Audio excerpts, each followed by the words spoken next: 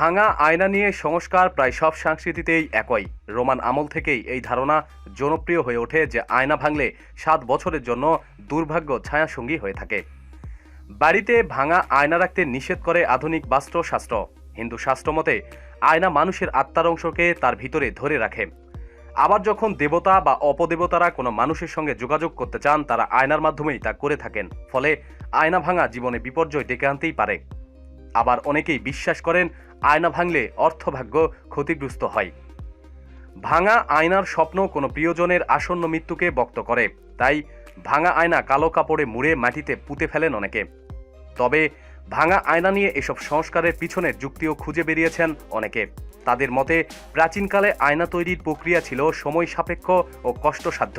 সে কারণে আয়নার দামও ছিল সাংঘাতিক।